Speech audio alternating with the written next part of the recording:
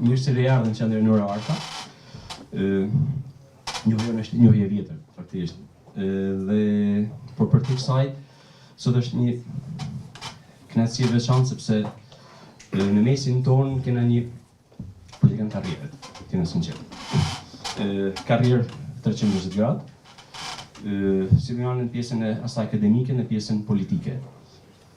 Ne tek Arkat zhvillojmë aktivitetet të ndryshme që janë takimet me shkrimtarë të ndryshëm, me personalitet të ndryshme, me politikanë.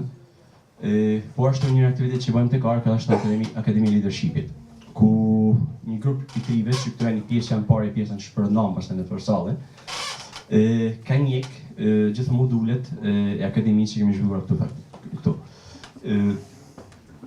Më para se të filloj pjesën e diskutimit midis nesh ata fitimi që na bazë bashkut me miqtonë që kanë ardhur, do të ftoj një nga ata të cilët kanë kënaqësinë që të lexojnë një bio tuaj për sa i përket trive dhe pjesëmarrësve që janë sot pranishëm këtu. Mirëmbrëma të gjithëve, shumë faleminderit Marian për ftesën, edhe është për mua gjithmonë kënaqësi mu rikthy te Arka, edhe me pas mundësi me nda disa mbresa dhe me shkëmby disa pikpamje qoftë që janë për vjetimet mia personale, por edhe për çështje që mund të jenë një interes më të gjerë për audiencën. E para siç e them e drejt, ne jetojmë një periudhë shumë të veçantë për sa i përket rendit botror, por edhe për sa i përket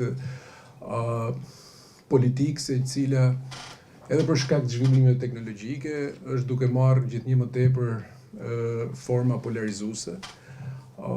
Dhe kjo është shumë evidente në Shtetet Bashkuara të Amerikës, cilët ne, sidomos mas rënjes perdes hekur, i kemi konsideruar si udhëheci botror për sa i përket lirisë dhe demokracisë, apo shtete tjera të Europës Perëndimore që është me doktrinën Truman mas përfundimit të luftës dytë botrore, i kanë konsideru Amerikanët si një fuqi që do të ndihmonin Europën dhe siç e kanë ndihmuar Europën, qoftë me planin Marshall, pra me projektin Europian apo me projektin e Bashkimit Europian, apo me asistencën për çështjet e sigurisë.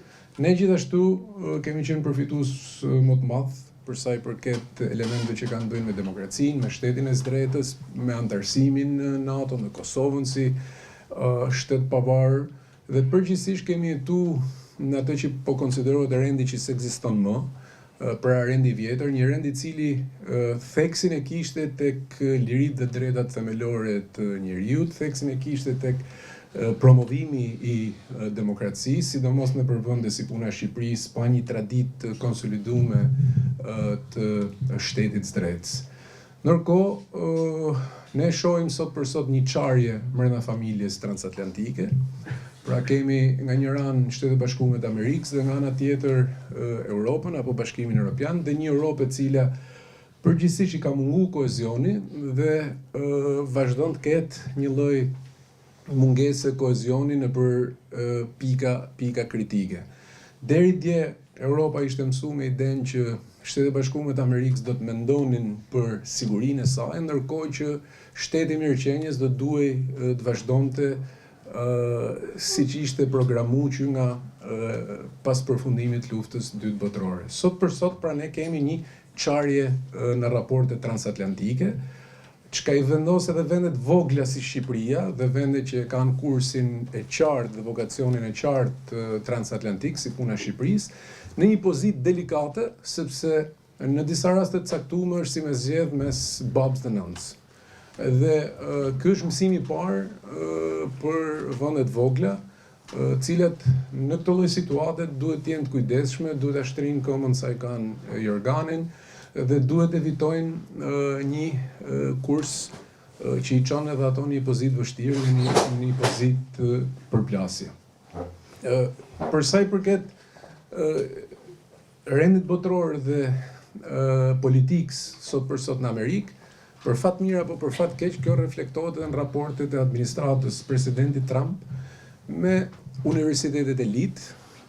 Jam i bindur që këtu audienca e ka ndjek lajmet dhe ka një përplasje të madhe, sidomos me Universitetin e Harvardit, me Universitetin e Princetonit, përgjithsisht me ato që konsiderohen si Ivy League, pra me universitetet e elitë të Shtetit Bashkuar të Amerikës. Është e vërtet, nuk mund mohohet që këto universitete janë universitete, përgjithsisht universitete liberale, ku qoftë stafi pedagogjik dhe qoftë studentët janë të deklaruar për sa i përket prirjeve tyre ideologjike, si prirje që janë përgjithsisht liberale, dhe janë universitete të njohura për qëndrimet e tyre qoftë për Gazën, qoftë për Ukrainën, apo për çështjet të politikës ndërkombëtare, por edhe për çështjet brendshme që sot për sot janë tema debati në Amerikë, një pozicion ndryshëm nga administrata aktuale. Dhe kjo sjell edhe debatin e madh mes administratës aktuale dhe këtyre universiteteve, që në disa raste për fat keq është shoqëruar edhe me një farë censure apo me një farë vetëcensure, me ndërprerje fondesh dhe me mungesë komunikimi. Për shembull, unë pata fatin e madh me qenë kontribues në 2 konferenca që janë konferenca shumë të mëdha që bën Universiteti i Harvardit, njëra për marrëdhëniet transatlantike, që quhet ndryshe edhe konferenca amerikano-gjermane, dhe të bëti përshtypje fakti që në këto konferencë kishte o politbërës nivelit lartë nga qeveria dhe Bundestagu gjerman, ose ekipi pedagogjik i Universitetit të Harvardit, po nuk kishte asnjë zyrtar nga administrata aktuale, çka më kujtoi periudhën time në shoqërinë civile, kur nganjëherë për një qendrim caktuar ishte vështirë për të pas zyrtarët e kohës në të njëjtin panel diskutimi në ato raste ku opinioni i organizatës nuk përputhej me linjën zyrtare. E njëjta gjë edhe për sa i përket konferencës europiane, që është një tjetër konferencë e madhe, që mbledh së bashku politikbërës dhe profesionistë nga 2 anët nga 2 brigjet e oqeanit, u vure që nga ana europiane kishte një prezencë shumë të madhe dhe nga ana administratës aktuale nuk kishte asnjë lloj prezence. Pra ishte shumë e vështirë për të kuptuar se cili është qëndrimi i administratës aktuale. Ka shumë përbashkëta me realitetin ton, ka dhe natyrisht ka dhe diferenca. Disa element që mendoj që janë për të vlerësuar dhe janë për të marrë parasysh, kanë lidhje me faktin që shkollat elitë amerikane kanë një disiplinë ndërsektoriale.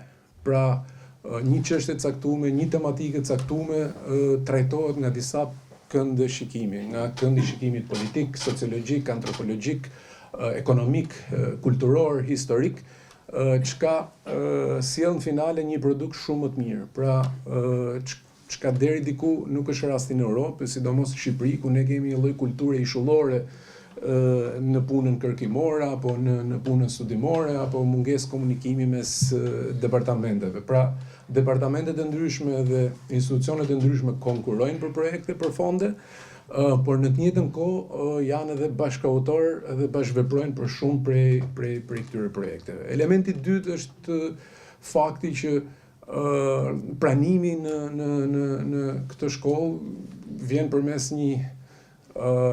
një procesi shumë kompetitiv.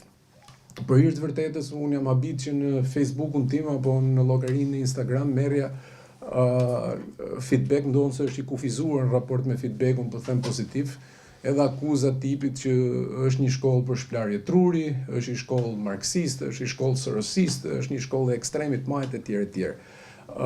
Si çdo shkollë, si çdo institucion, mund të ketë njerëz që kanë bindje të caktuara, mund të jetë e prirur drejt ideve të caktuara, por mund të them këtë gjë që siç po bëjmë ne këtë debat 1-1 apo këtë diskutim 1-1, 6 muajshin e fundit, për shembull, shkolla ka organizuar debate shumë interesante për tema shumë delikate, qoftë për Gazën, qoftë për element tjerë në lindjet mesme, qoftë për debate për tema që kanë bëjnë me barazinë, me lirinë, me drejtësinë, pra për tema shumë sensitive, duke ofruar mundësinë studentëve dhe komunitetit për të pas pikpamje diametralisht ndryshme politike, por jo vetëm për çështje ndryshme. E fundit që duhet të them këtë pikë, meqenëse më thej që si e realizove,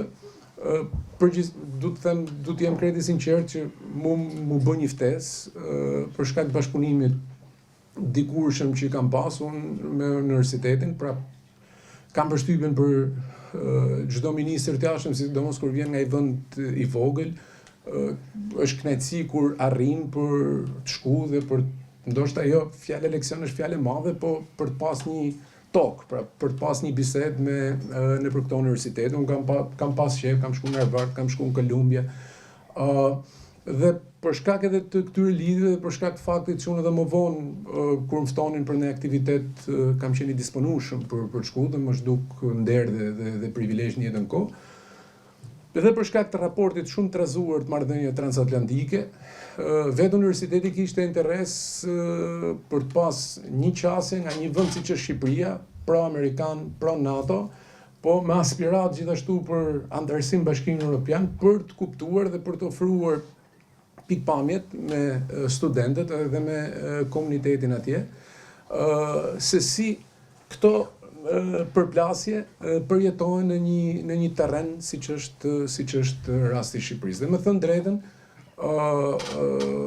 natyrisht kam pas emocion edhe kam ende emocion sa herë që bëhem gati për të diskutuar për tema tilla, por më krijoi një besim më të madh te vetja, sepse në prezantimin tim the që jam politikan karrierë, unë shpesh edhe atje i thosha studentëve që unë jam një rast i dështuar i politikanit të karrierës, sepse varet se si e mat, varet se si e mat, si më thënë, suksesin në politikë, por Harvardi kam përshtypjen që më rriti besimin te vetja dhe më dha drejt për ca pika që unë shpeshherë nga momenti që s'kam qenë më aktiv në politikë, jam kthyer pas dhe kam thënë ndoshta kam gabu këtu.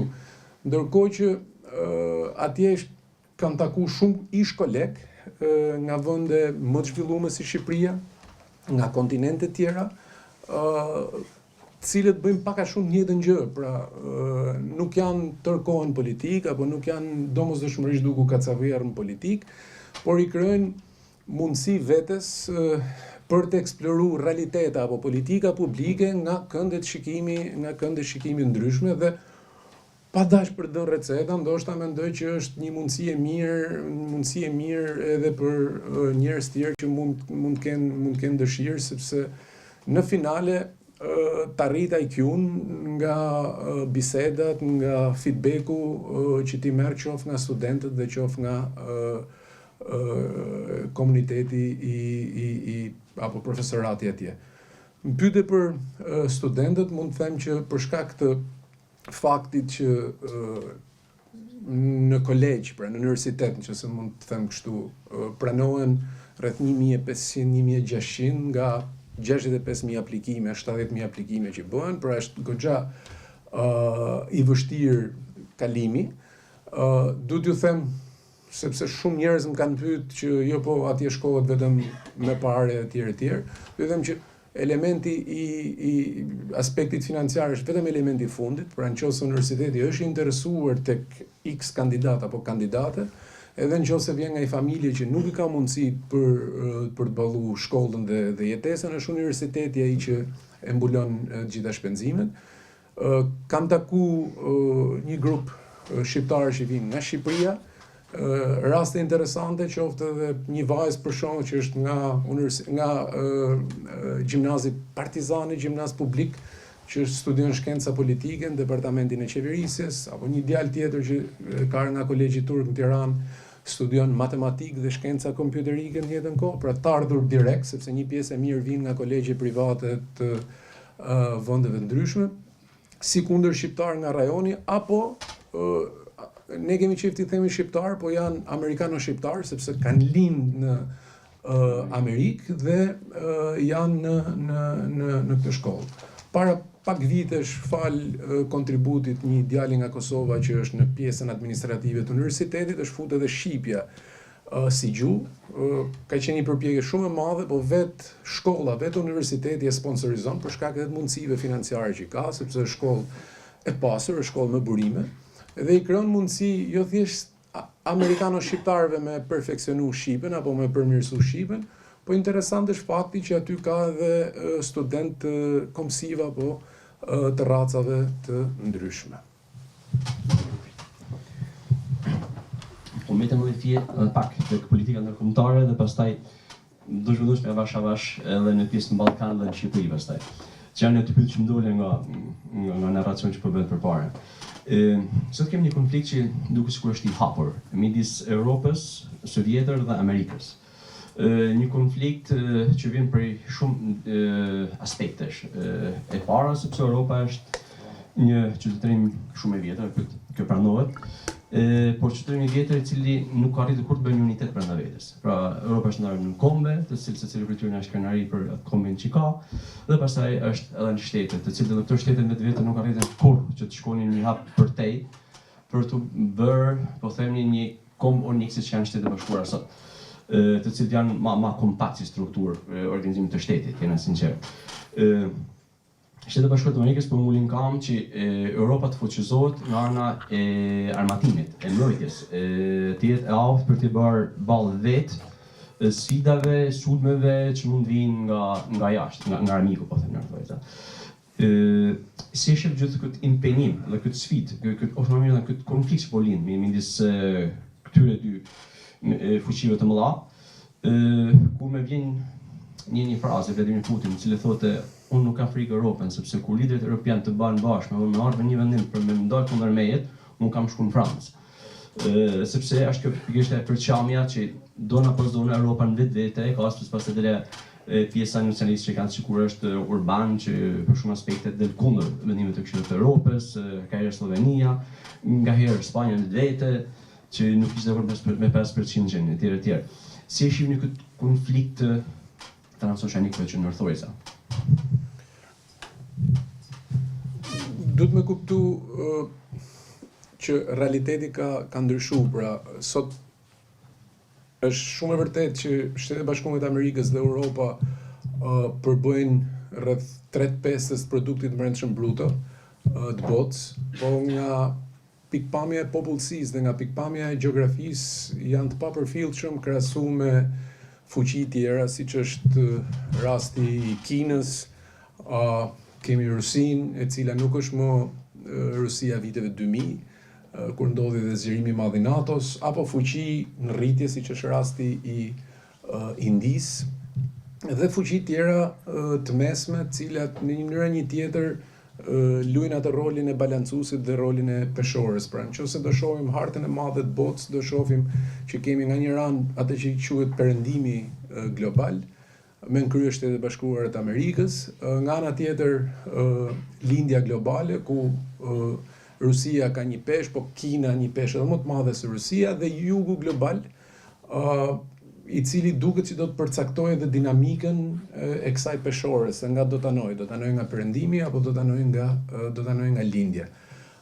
Siç e thash, deri para pak vitesh ne kemi pas një ndarje detyre të nënkuptuar, pra nga një anë Amerika që kujdesej për sigurinë, kërkush në Europë nuk e vendoste në pikpyetje primatin e leadershipit amerikan, dhe Europa, e cili ishte kontinenti i historisë, kontinenti i paqes dhe i mirëqenies sociale.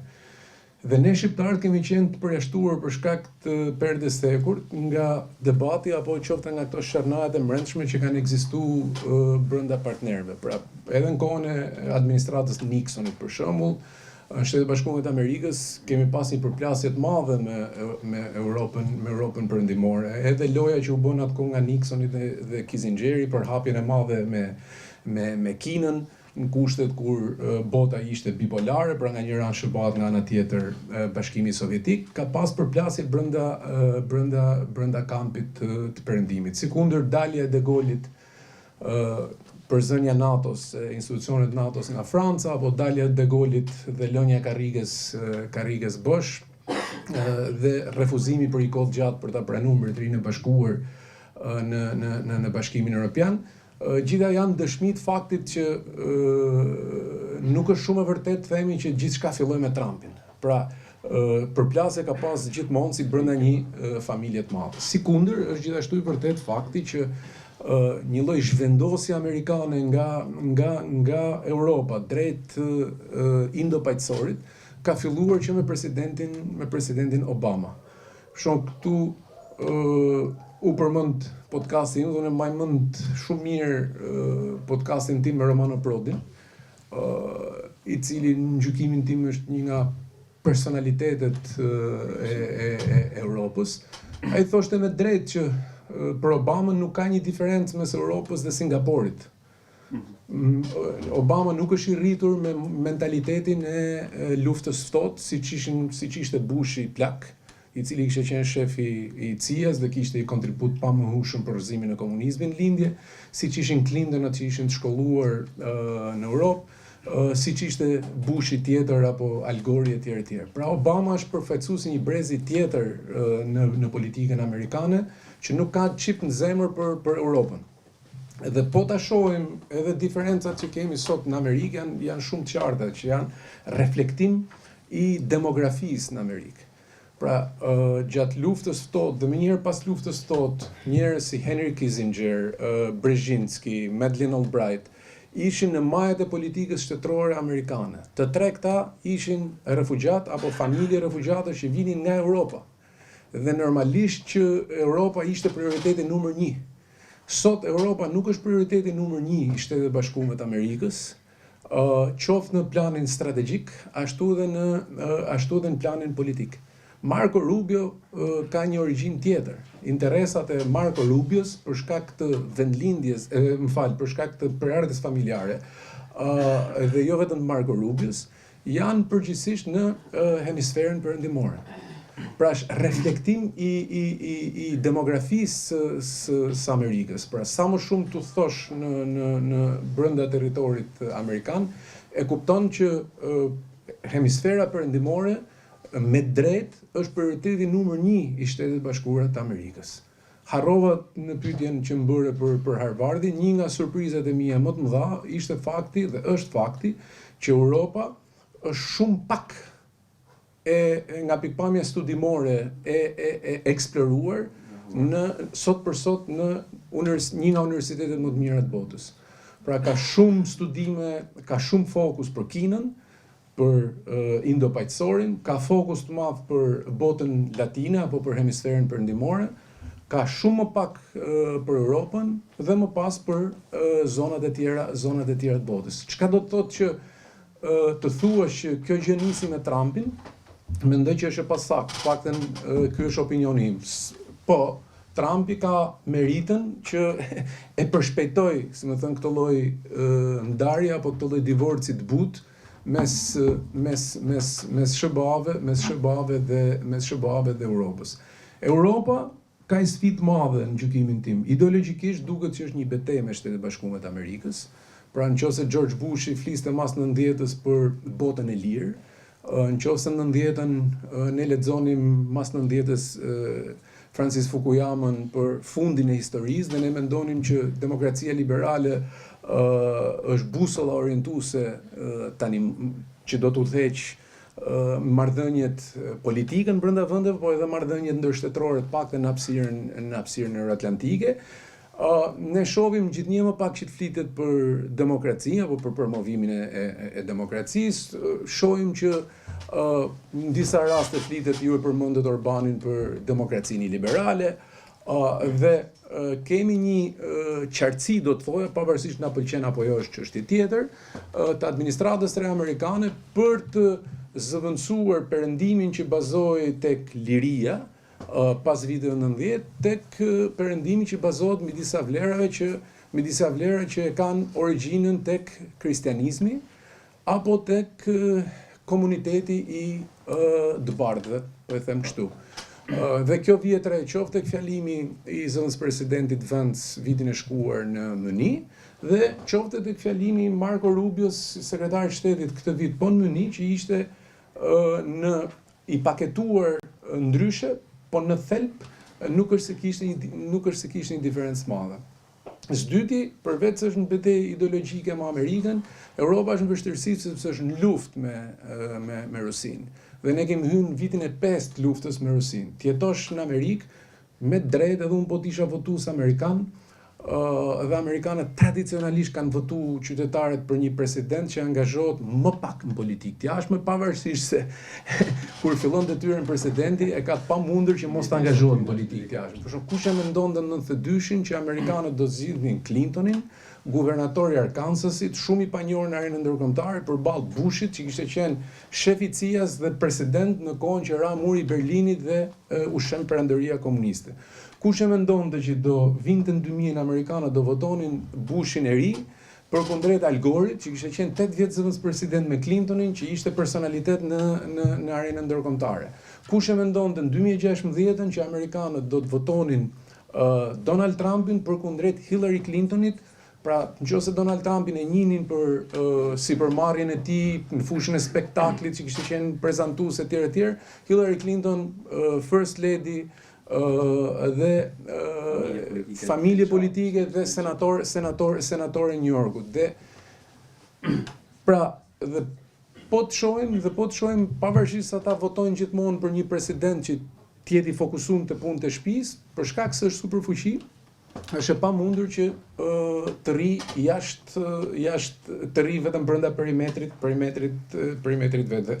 Nëse shohim vitin e parë të Trumpit, nëse shohim Gazën, Venezuelën, Iranin, e shumë fusha tjera, duket që është një president i cili është shumë aktiv në politikën e jashtme pavarësisht kritikave që vijnë. Pra, Europa është në luftë me Rusinë, kemi hyrë në vitin e 5 dhe kemi një qëndrim të ri edhe të administratës aktuale ndaj Rusisë. Dhe pasojat e kësaj lufte, qoftë në planin njerëzor, qoftë për sa i përket zinxhirëve të prodhimit, ndjehen shumë më shumë në Europë se gjithkund tjetër.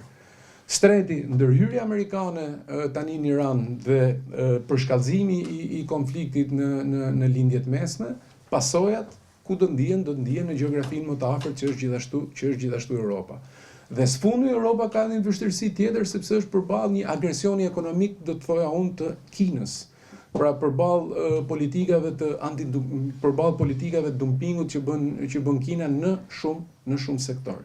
Dhe ndërkohë që Shtetet Bashkuara të Amerikës dhe Kina kanë avancuar shumë në planin teknologjik, Europa për shkak të sistemit komplikuar institucional që ka hallkave dhe raportit mes qeverisës suprakombëtare apo mbikombëtare që është Brukseli, po themi Komisioni Evropian, Parlamenti Evropian, dhe vendimarrjes nëpër kryeqytetet e saj, ka një vështirësi në reagim, ajo që dikur thoshte Henry Kissinger, më jepni numrin e ministrit jashtëm të Europës që të flas me të. Por unë du t'jem optimist për Europën, sepse sado që rruga para Europës është rrugë e rrëmujshme, praktikisht Europa sot, në gjykimin tim, po kritikohet pa drejt për një model mbi cilin u ndërtuan Shtetet e Amerikës në shekullin XIX, pra mbi pranimin e të ndryshmit, mbi pranimin e emigrantit dhe mbi krijimin e një shoqërie që i jep shanse të ndryshmit. Prandaj, dhe sidomos një popullsi që 1/3 e saj e ka në emigracion apo e ka në mërgim, mendoj që edhe tek ne ky debat duhet bëhet dhe unë personalisht i përkas më shumë kësaj shkolle që sapo thash. Si do të jetë ky transformim i Europës, do të jetë, e thash herë tjetër, do të jetë i rrëmujshëm, por do të jetë i imponuar nga rrethanat e kohës. Relevanca e projektit europian për mua ka të bëjë me aftësinë e Europës për të pranuar realitetin e ri transatlantik, që dajsemi nuk do jetë aty për çdo gjë që kërkon Europa, që do të thotë që Europa duhet dhe po shpenzon më shumë për kapacitetin e saj mbrojtës, duke shpenzuar më shumë për kapacitetin e saj mbrojtës, këto para do të merren nga element që kanë bënë me mirëqenien sociale, që është një element thelbësor për mënyrën se si funksionojnë shoqëritë, sidomos në Europën perëndimore. I duhet padyshim një tranzicion për të krijuar, le të themi, atë shëndoshjen e plotë saj. Ky tranzicion nuk do të realizohet dot në gjykimin tim, dhe do të ishte e gabueshme të flitet për autonomi strategjike të Europës, siç duan të flasin francezët, që nga koha e De Gaullit e deri tek Macroni, sepse edhe këto konflikte nëpër botë, duke filluar nga Ukraina, Venezuela, Irani, Lindja Mesme, po tregojnë që për sa i përket inteligjencës, s'dyti mbrojtjes nukleare apo ombrellës nukleare, dhe s'treti teknologjisë dhe inteligjencës artificiale, Europa shumë mbrapa nga Shtetet e Bashkuara të Amerikës dhe ka të domosdoshme bashkëpunimin dhe mbrojtjen nga kjo e fundit. Faleminderit. Unë deshtë më transfer të pjesa Ballkanit. A ka një pyetje që kena që me ba për pjesën përsëri Europës dhe Amerikës, apo të kalojë pjesë e Ballkanit? Okej.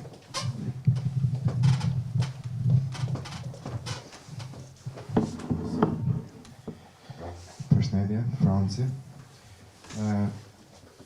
Faktikisht kur nisi biseda, siç tha profesor Bushati, kërës gjallë, nanën a babën, o pa qartë edhe të komentet e fundit, se isha të pa pyetjen velit, ashtu i qa hallin Amerikës apo Europës, se ke jena mësu me këtë një shmërin për me trajtu vetëm nga një prizëm deri vitet e fundit situatën. Më kujtoj për shkrimin që bani Bushati, kujtoj një artikull që kam lexuar para pak javë, Stephen Walt, që përshkruan Trumpin si hegemoni predator.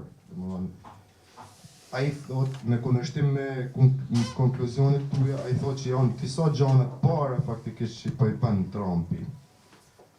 Si për shembull monetizimi që po i bën për vetë rolit presidentit, që nuk e që thot që se ka pas kush përpara, ose kjo qasja hostile me alat, normalisht që ka në gjatë kohës Nixonit, se Amerika do të njekon interesat e veta gjithmonë.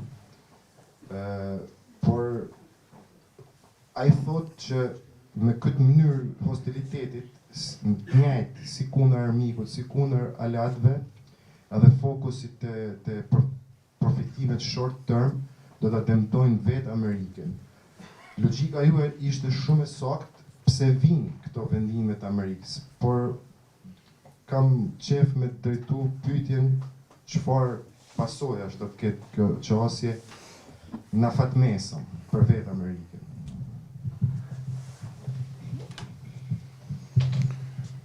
Shiko, kjo është një pyetje shumë e drejtë dhe përgjigjja është e vështirë, po unë po jap opinionin tim personal. Për mua janë, domethënë, kuadri ndërkombëtar, rendi ndërkombëtar është shumë i lidhur me mënyrën se si po ushtrohet politika e brendshme. Dhe siç kanë thënë shumë strateg, politika e jashtme është zgjatim i politikës brendshme. Rendi ndërkombëtar, të cilit unë ju referova, të paktën ai i mas 90, nuk ishte plotësisht liberal, pavarësisht se ne themi rend liberal. Po të flasësh për shembull njerëz që vinë nga Afrika apo nga Azia, ata tregojnë dhe të shigjetojnë shumë Europën për shkak të shkuarës kolonialiste. Një. S'dyti, unë nuk jam i sigurt që nëse do të ndodhin ato krime monstruoze që kanë ndodhur në Bosnje apo në Kosovë sot, do të kishim të njëjtën ndërhyrje të NATO-s. Pra, për të marrë faktin që as nuk ka qenë plotësisht i bazuar në rregulla, as nuk ka qenë plotësisht liberal, pra në një trajtshëm, por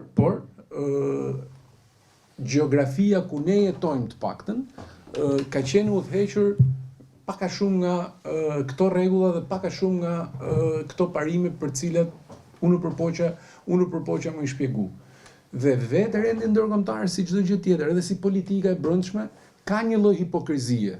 Ja, për shembull kur thot barazia sovrane e shteteve. Kur jam ul në tyrezë NATO-s nuk ka pas emocion më të madh. Shqipëria dhe Amerika i ndan vetëm për shkak të alfabetit, jo për shkak të një zotësie, i ndan vetëm sekretari i përgjithshëm i NATO-s dhe pjesa ushtarake. Dhe për një moment ty të rren mendja dhe duket se i barabartë. E harron edhe Orwellin e Fermës Kafshëve që thu disa janë më të barabartë se tjerët. Po kur fillon loja brenda vet NATO-s dhe kur flet ministri i jashtëm i Norvegjisë dhe angazhon një paketë shumë madhe financiare, qoftë edhe për lindjen e mesme, apo kur flet ministri i jashtëm i SBA-ve, apo i Turqisë që është ushtria e dytë brenda NATO-s, apo i Gjermanisë, apo i Mbretërisë së Bashkuar, apo Italisë, me gjithë respektin për veten time, është ndryshe se kur flet ministri i jashtëm i Shqipërisë, i Malit Zi apo i Maqedonisë Veriut. Pra, megjithatë kjo lloj hipokrizie, si më thënë, i ka dhënë mundësi rendit liberal që të jetë disi atraktiv, sepse shumë shtete kanë bërë dallimin mes klubit të vlerave, që ka qenë përgjithsisht SBA dhe Europa, dhe klubit të Rusisë apo të Kinës apo të vendeve tjera. Pra, ka qenë disi orientuar për nga vlerat, jo 100%. Se nuk mund të jemi steril, dhe nuk mund të pretendojmë idealen. Tani duket që rendi ndërkombëtar po drejtohet për nga fuqia. Pra, praktikisht leximi im për shembull për situatën lindjet mesme është që Irani është në situatën regjimi atje satanik, kriminal, çfarë doni ta quajmë, është në pikën e vet më dobët, tulet. Ka vrarë rreth 20-30.000 vetë vetëm në janar për shkak të protestave që ishin atje. Dhe momenti është i artë për ta godit, qoftë nga SBA, qoftë nga ana e Izraelit. Pra nuk është çështja e armëve bërthamore, sepse vetëm para 6 muajve kur bëri goditjen Izraeli, presidenti i SBA-ve deklaroi që e kemi shfaros kapacitetin nuklear të Iranit. Pra, ky është momenti i forcës. E njëjta gjë për shembull po të shohim u demonstrua edhe në Venezuelë. Pra, operacioni nga pikpamja ushtarake, policore, shërbime inteligjente ishte notën 10. Po ishte një lloj demonstrimi force, pra nuk ishte as ndryshim regjimi, sepse numri 2 Delcy Rodriguez që ka punu edhe me Chavezin, pra është revolucionare etj dhe ka qenë dora hekur të revolucionit, sot është në drejtim të Venezuelës. Pra, ky është rënd me pak fjalë që drejtohet nga fuqia, pra kush është më i forti. Tani frikat këtu ekzistojnë dhe duke qenë se ne jemi vend i vogël, frika e parë për shkakun tjetër që çfarë ndodh nëse larg qoftë Putini vendos me godit drejtë në Kiev tek pallati presidencial. Çfarë ndodh nëse larg qoftë Kina vendos për me rimarr Tajvanin. Dhe çfarë ndodh nëse atë që tha Mariani, nëse Putini vendos me marshu përtej dhe mu fut në territorin e NATO-s. Kjo natyrisht do të kishte një rreshtim të forcave, të gjykimit politik dhe të raporteve të ndryshme që duhen të mu përcaktu brenda vet aleatëve. Dhe çfarë ndodh nëse, sepse fillimisht u diskutua për një lloj si më thënë, kthim monedhe ndryshe, që në reverse Kissinger approach, pra se s'po mbien tamam shqip tani, po ndryshim të monedhës nga koha e Kissingerit, se Kissingeri u bë i famshëm mes tjerave edhe sepse u hap, pra i propozoi presidentit vet Nixon dhe SBA-ve që të hapeshin me Kinën në mënyrë që të kundërbalanconin Bashkimin Sovjetik. Ama kjo hapje në atë kohë ishte në kushtet kur Kina dhe Bashkimi Sovjetik ishin në konflikt hapur me njëra tjetrën. Dhe fillimisht kur Trumpi erdhi me idenë që do bëj paqe, do ta mbyll luftën në Ukrainë për 24 orë, shumë kush mendoi që kemi të bëjmë një kthim monedhës nga ana tjetër të kohës Kissingerit, pra një afrim me Rusinë për të kundërbalancuar fuqinë Kinë. Nuk ka ndodh deri më sot. Pra, rreziku më i madh është që Amerika të perceptohet më shumë drejt fuqisë nga ata që jetojnë jashtë Amerikës sesa për nga vlerat. unë hy te kategoria e njerëzve që besojnë që komunizmi ra dhe perdja hekur të ra janë të rend, pra jo se luftojnë NATO me Paktin e Varshavës, se dhënat tregojnë që Pakti i Varshavës kishte më shumë fuqi dhe armatime se që kishte vetë NATO, por ra për shkak të asaj që ne e quajmë soft power, pra pushtetit but, sepse Perëndimi identifikoi me MTV-n, me Blue Jeans-ën, me Coca-Colën, me Voice of America, me Radio Free Europe etj, çka ishin mollë ndalume për gjithë njerëzit që jetonin në lindjet e Europës. Nuk e ndau Kallashnikovi, luftën e ftohtë. Dhe kjo është një nga kritikat më të mëdha që bëhet edhe sot për sot, që cili do jetë rrezatimi dhe projektimi amerikan. Po, nga pikpamja ushtarake shihet qartë dhe nga pikpamja sigurisë që askush se konkuron dot SBA-t, se po të kishte mundësi edhe Kina do bënte të njëjtën gjë, sado që ka i zhvillim të vrullshëm, po të kishte mundësi edhe Rusia mund bënte këtë gjë dhe të shkonte drejt zonave të përcaktonin zonat e influencës, por derisa zgjat kjo gjë dhe deri kur përgatitet një rival që e ka luftën vetëm mbi bazën e fuqisë dhe mbi bazën e vlerave. Tani se ç'a ndodh do varet shumë nga zgjedhjet që janë në nëntor. Ka i polarizim të madh për hir të vërtetës. Siç mund ta keni ndjek për herë të parë në konferencën e sigurisë me Niut, u ftu edhe pjesa demokrate dhe u dha mundësia dhe u trajtu si një qeveri hije. Pra qoftë guvernatorit demokrat të Kalifornisë, që ka shprehur aspiratën për të qenë kandidat për president, qoftë kongresmenëve dhe senatorëve demokrat, cilët ofruan një pikpamje krejt të ndryshme nga ajo e sekretarit shtetit. Dhe kjo gjithashtu krijon një lloj konfuzioni. Pse? Sepse ne jemi mësuar që me të vërtetë kanë bërë ndërhyrje në botë amerikanët, por vjen një president tjetër dhe tërheq ushtrinë amerikane, siç ishte rasti në Afganistan. Mas u mendua që zgjedhësit nuk e mbështesin më një politikë caktuar, është demokraci, dhe presidenti Biden i tërhoqi trupat, dhe tërhoqi edhe programet nga Afganistani dhe rierdhen talibanët. Apo me Irakun që me vitin 2003 etj, pra ka një konsensus në Amerikë që nuk ka qenë një ndërhyrje dur. Dhe kjo është një tjetër diferencë e madhe, unë mendoj pozitive, po ka njerëz, ka studiues dhe ka politikanë që thonë nuk është më pozitive, vendeve demokratike si SBA-t apo vendeve europiane ku çdo 4 vjet ka zgjedhje, me vende si Kina apo vende si Rusia, ku ata e kanë luksin thonjza për të projektuar një politikë edhe 20 dhe 30 vjeçare të njëtrajtshme. Dhe kjo natyrisht ka efektet anësore në politikë të brendshme dhe politikë të jashtme. Faleminderit. Dua të kthem pak tek Ballkani, vërtet, pjesën më thënë për një shpejtojmë domethënë. Pikpamja ime. Unë mendoj që Ballkani akoma nuk i ka ndarë, nuk është ndarë nga kaluara, nuk është ndarë nga pjesa e tij komuniste diktatoriale. Ku edhe liderit që sot drejtojnë Ballkanin kanë tendenca diktatoriale, vërtet. Nuk punën me kanë diktatorë që ata më përparshme, sepse për shumë fakte tjera gjeopolitike që sot ekzistojnë nuk kanë me kanë diktatorë në gjendje, por një qasje me kanë diktatorë e kanë brenda tyne. Shqipëria dhe Europa, Ballkani dhe Europa, e shoh Europën si një entitet i cili jep një shpresë ku do të shkojmë ne nesër. Një shpresë për disa aspekte. Jo vetëm si një treg i lirë, shkëmbim madhërash dhe shkëmbim personash që lëvizin lirshëm, por edhe si një entitet cili vjen disa vlera. Pa kur ti hyn në Europë, do shkosh me disa vlera në Europë. Përndryshe Europa thotë jo, mund të rrish bastë se nuk je për mua brenda.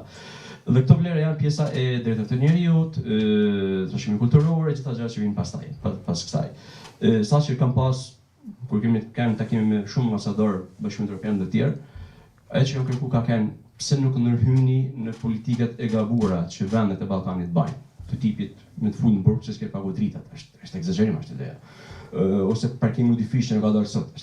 Pra janë masa shumë represive për në disa vende që dhe me shku drejt Europës. Nuk mundesh me kanë kaq represiv. Ka masa tjera që sot Bashkimi Evropian njefet, që mund të jenë në shkuese, por jo kaq represive. do shkoj tek një iniciativë që lini fshehtazi, por duli pa dashje, midis dy kryeministrave, Serbisë dhe Shqipërisë, që kërkunin hyrjen në Europë me kushte. Pra që ishte jo me drejta të lota, jo me gjitha hapat e kryer reformave tjera që mund të bajnë dy vendet, por pohimin të sa kushte paraprake. Pohim rëndëherë me pjesën e tregtisë dhe të qarkullimit dhe pastaj pjesën e kushtet që na duhen, që pjesa më e rëndësishme që Europa ka në vetë, të plotësojmë avash avash. Ka ndodhur në Frankfurt para disa viteve ndodhi kjo iniciativë midis dy kryeministra. E kam parë lajmet, jemi sinqer, edhe shumë ka ardhur nga lajmet. E para për shumë shkurt për Ballkanin Perëndimor dhe më pas do dal për nismën që më pyetet. Duke marrë edhe rastin krahasimor me marrëdhëniet mes Amerikës nga një anë dhe Europës nga ana tjetër, amerikanët në fund thonë një gjë që është shumë premtuese, sidomos kur vjen nga një vend si Shqipëria. Dhe shiko, ne amerikanët thonë, asnjëherë si jemi stabil. Edhe shikoni thotë gjithë këto vite, thotë kemi pas Obamën, më pas erdhi Trumpi, iku Trumpi, erdhi Bideni, iku Bideni, erdhi prap Trumpi. Dhe po mendoja domethënë gjithë këto vite, meqense the që udhëhecit, ti the diktatorët, unë po them udhëhecit, më fal se po drejtohem me ti, po jemi më kështu. Dhe gjithë kjo gjë mu më çon mendime, domethënë, dhe po thoya që me vete që shiko sa ka ndru, pra president SBA apo Gjermania për shembull, ndërkohë dy udhëhecit kryesor në rajonin tonë, qof Rama, qof Vučić, kanë punu me 4 president apo 5 president amerikan, kanë punu me 3 kancelar gjerman, nuk po të llogaris kancelarët austriak, se kanë rënë shumë gjatë kësaj periudhe. Kryeministrat italianë, se Italia dihet që ka të reputacionin për qeveri që ikin, vinë kryeministra grek e kështu me radhë.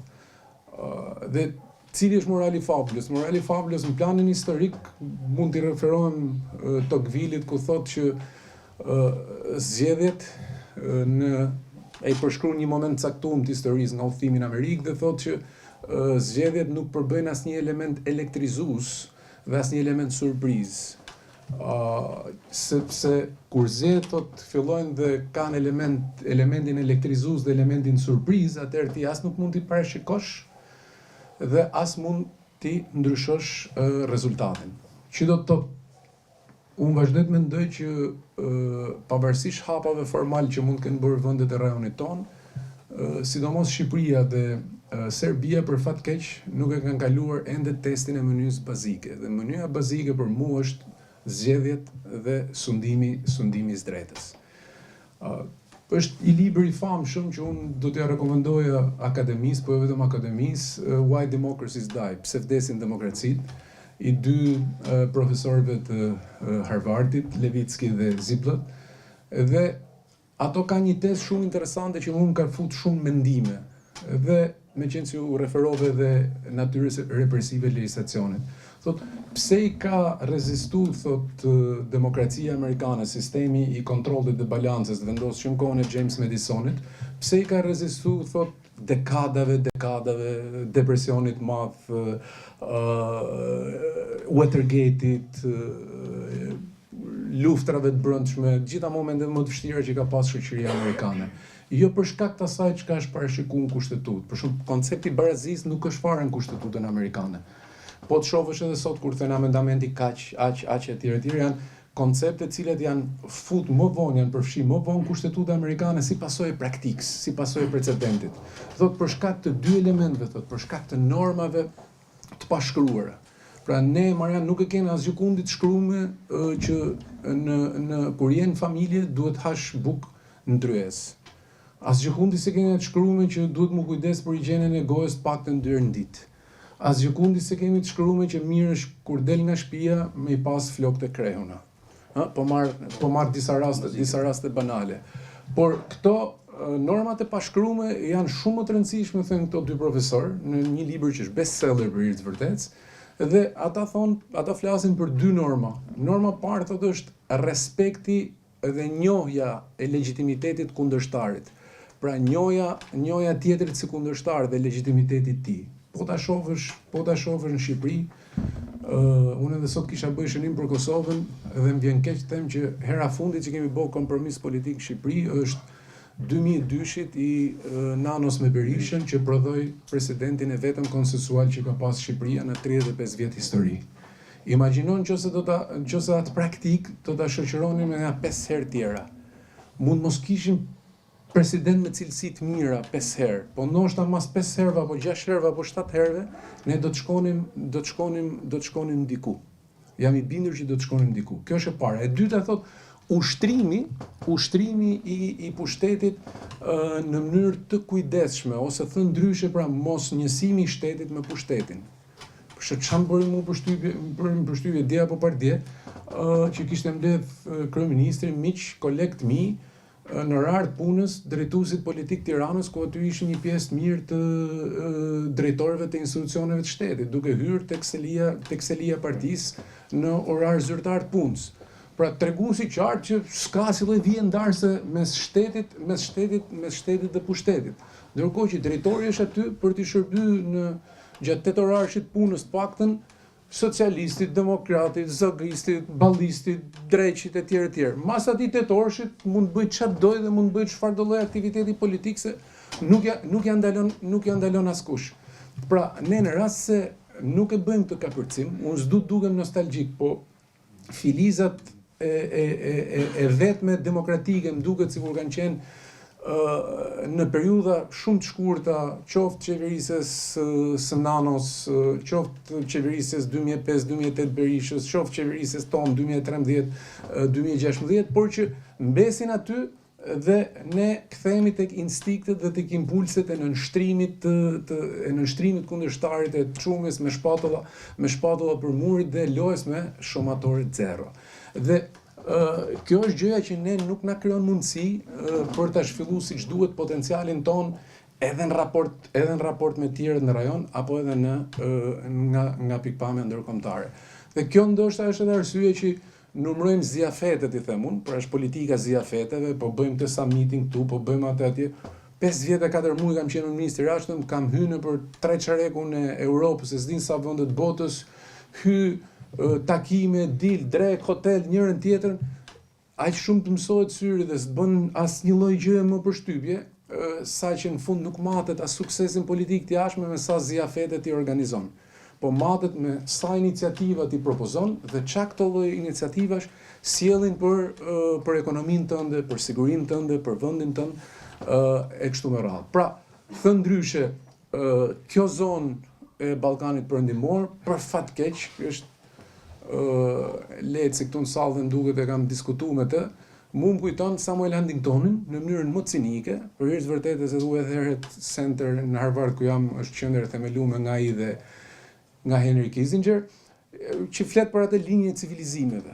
Dhe kur e shef domethënë ai e çon linjën e civilizimit deri në Kroaci, në pjesën e Dalmacisë, në pjesën perëndimore të Kroacisë dhe thotë ç'a vjen poshtë, thotë ai e lidh shumë për hir të vërtetës edhe me kompozimin fetar. Pra ç'a vjen poshtë, domethënë është një civilizim tjetër. Dhe un kam shumë frikë, s'du të jem pesimist, pra du të jem shumë optimist dhe unë vazhdet mendoj që është i vetmi projekt që ne kemi, që deri më sot teza Huntingtonit ka dalë vërtet, për fat keq.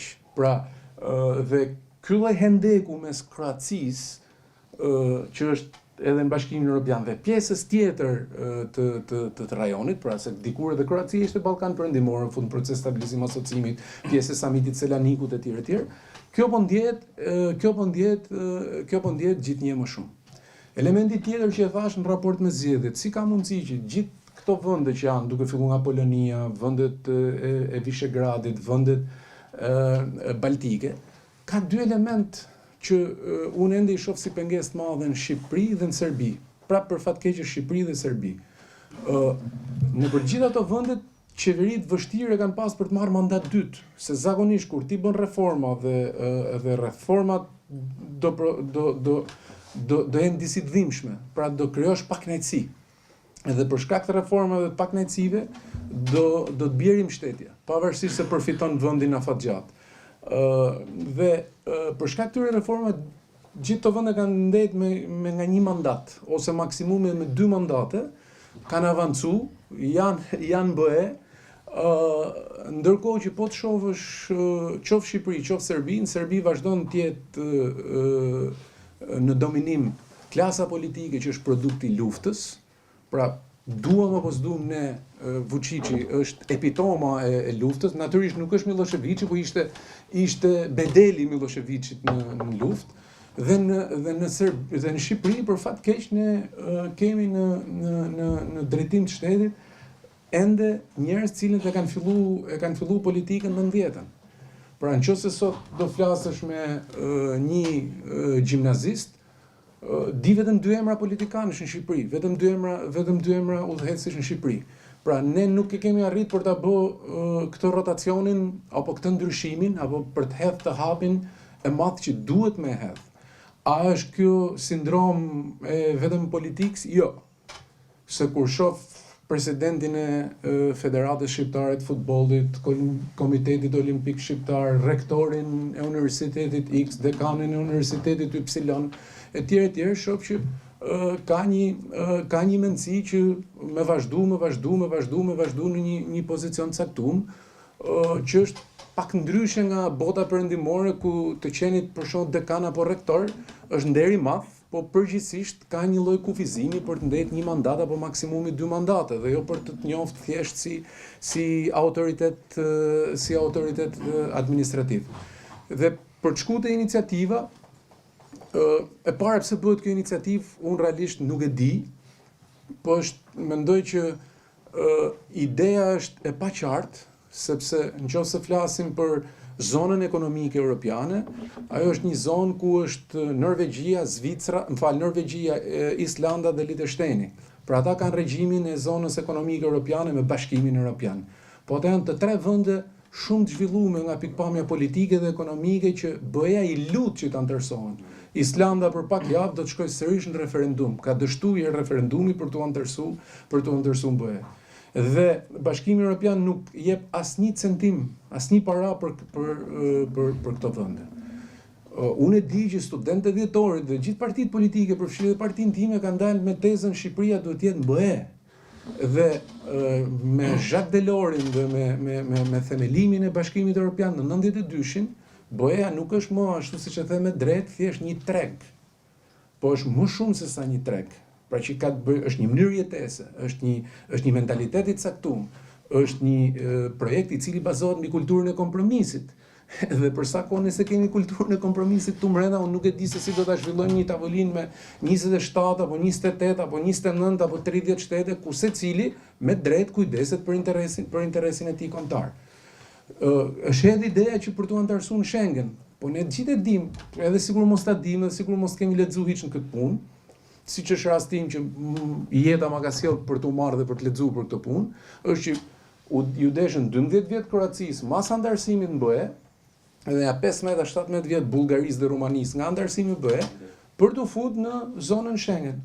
Se për t'u futur në zonën Schengen, duhet ta kesh policinë 100% të pastër nga pikpamja e penetrimit të elementëve kriminal. Duhet kesh institucionet e shtetit, drejtësinë, duhet ta kesh një situatë shumë kompatibël, sepse Schengeni është një labirint me jashtëzakonisht të drejta dhe detyrime. Dhe kjo tani ngatrohet me idenë e antarësimit pa drejta. Dhe këtu gabimisht vëmendja është fokusuar për mua gabimisht tek çështja e vetos. Veton po e përdor më shumë vitet e fundit Hungaria. Po vetoja është për mua rezultati i faktit që brenda Hungarisë jeta politike është e përqendruar në duart e një personi. Pra, ne duhet merrem me modelin politik. Nëse modeli jon politik këtu apo në Serbi nëse pas nesër do të jetë një model politik i shëndetshëm, relativisht me ndryshime, me rotacione, i shpërndar pushtetin në duart ndryshme njerëzish dhe në autoritete ndryshme, nuk ka asnjë problem Bashkimi Evropian për të pranuar Shqipërinë apo Serbinë. Ne jemi vend antar i NATO-s, unë ja thash, në NATO bo me dashi shtet, vendos vetën, s'ka vendimarrje. Pse s'ka probleme në NATO?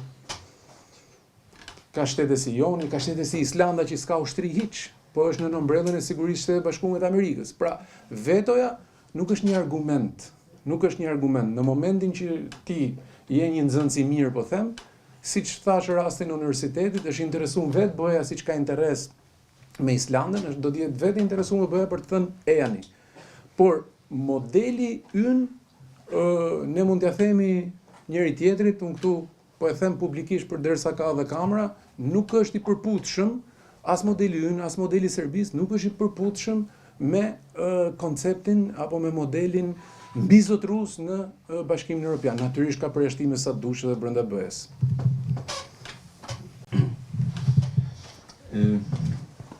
Më hapësh drejtare. Mendoj që mekanizmi vetëm që ndoshta çon në një demokratizim të këtij sistemit është vota. Por edhe vota që ne hedhim kur shkon me votu, thonë nuk ka vlerë, sepse mekanizmin e votës përdraten kaq shumë sa që vota që ti këtë me votu, person nuk ka më shumë kurrë personi duan, është ideja. Dhe siç ishte e fundit krejt, sepse Shqipëria një vend që çdo herë që ka zgjedhje bën çkotëri zgjedhore. Realisht, nuk arrim kurrë me implementu personalisht një kod, as të vëmë kodin tjetër zgjedhor. Nuk ka se fillon me testuar në fund kodit. Zgjedhjet e fundit që ishin për mua ishin zgjedhjet më skandalozë mund të kishte një vend si Shqipëria, ku dy lidhet kryesorë, Berisha dhe Rama, së bashku, banë listat e numra. Edhe ishin 100% numra, sinqerisht. Pra vetëm Tirana është më kanë një person që ja kanë për tepër, një dy, por në 140 deputet, 3 persona nuk bajnë diferencë zero. Bajnë zero diferencë. Ashtu duke folur përsëri përse përket kodit të ri zgjedhor. Dhe po flit për një hartë për kodin, por jo demokratike, realisht sepse perceptimi është sikur se do më bë përsëri një hartë e cila është favorin e tyne që këtë gjë nuk e bëj sa shkush.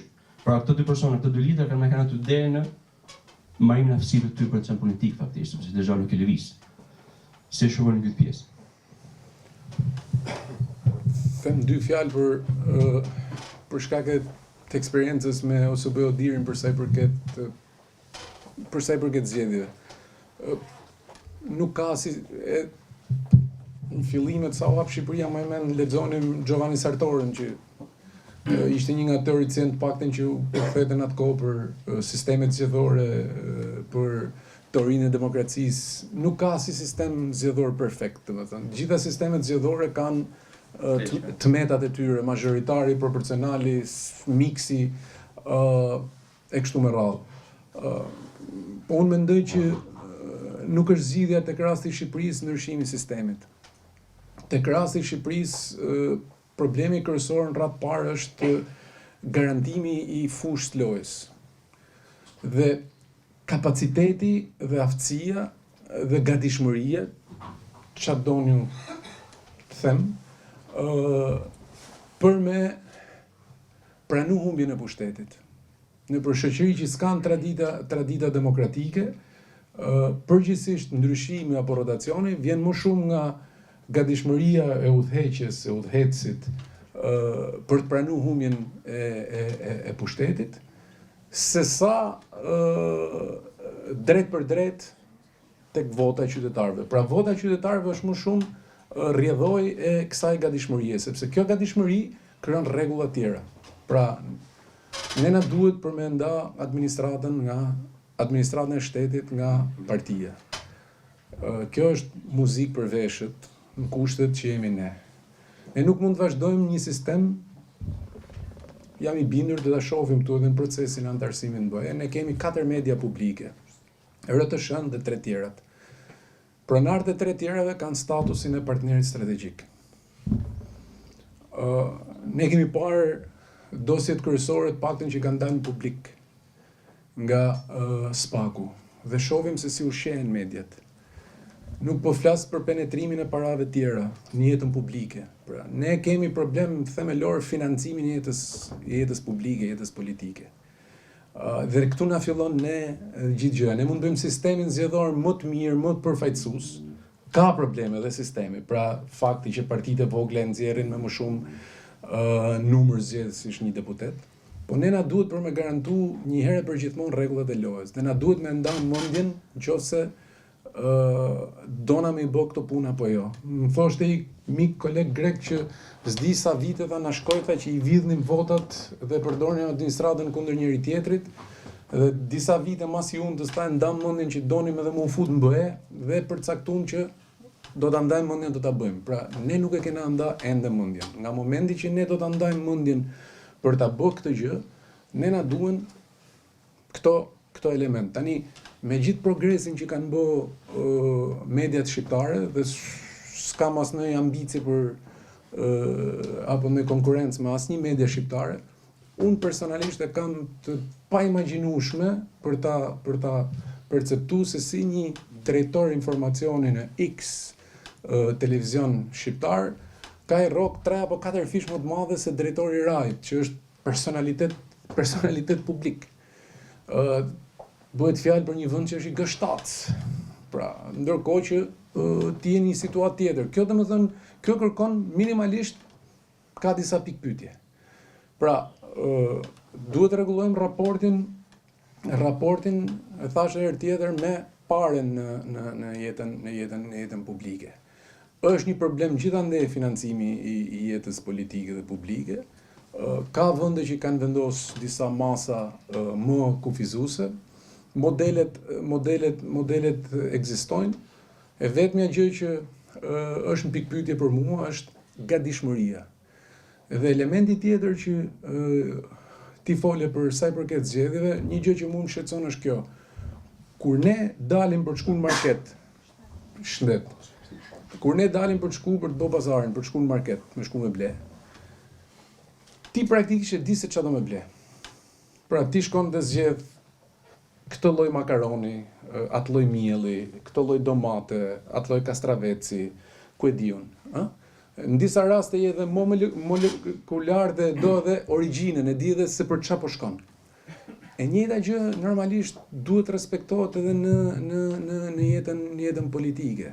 Pra, praktikisht ti duhet ta dish se për kë po voton, dhe ata për cilët ti ke votu normalisht duhet të kenë frikë ty. Pra ne ende s'kemi shku në sistemin ku politikani ka frikë popullin. Vazhdojmë të jemi në situatën ku populli ka frikë politikanin. Unë kam bërë një vit shkollë në Greqi dhe çdo muaj, domethënë Athina digje nga protestat e studentëve të Politeknikut dhe çfarë ishte në përkujtim të revoltave të tyre gjatë juntës greke. Kishte raste dhe nuk po bëj thirrje absolutisht për jakobinizëm, kishte raste që e tërhiqnin zvarr në kuptimin figurativ të fjalës, politikanin apo shtetarin nëse mendonin që kishte abuzu me detyrën. Ne jemi ende në një fazë ku pushteti shihet me veneracion dhe edhe herë thash, është populli që përgjithsisht i druhet pushtetit apo politikanit dhe nuk është e kundërta. Derisa ne të rregullojmë këtë lloj raporti, kam frikë se do vazhdojmë të vuajmë. Pyetje nga Okej. Po. Njerëz, për të vazhduar ndoshta edhe diskutimin e reformat, një reformë tjetër që është në sfond është reforma administrative territoriale, që impakti i saj është shumë i madh në lidhje me komunitetet dhe është bazike, mendoj që po të bëhet si duhet, mund të kemi një hap cilësor në përmirësimin e jetës komuniteteve. Do të kishe dashur një ide të tuaja në mendim në lidhje me procesin, cilat janë, mund të themi, pikat e dobta të këtij procesi që sapo ka nis, ne dim shumë pak ç'është e vërteta për sa i përket këtij procesi për reformën administrative territoriale dhe si duhet ishte. Pyetja tjetër, që është nën pyetja në fakt, është në këndvështrimin tuaj si duhet ishte objektivi kryesor për me lidhur ose me kanë antidoti i këtyre problematikave që kanë territoret sot. Faleminderit. Shumë faleminderit për pyetjen. Për mua të dyja pyetjet janë ndërlidhura dhe kanë një përgjigje. Raporti me qytetarin dhe raporti me shërbimin ndaj qytetarit dhe raporti me qytetarin e rëndësishëm, sidomos për faktin që nga momenti që është bërë reforma administrative, ka ndodhur edhe një lloj, si më thënë,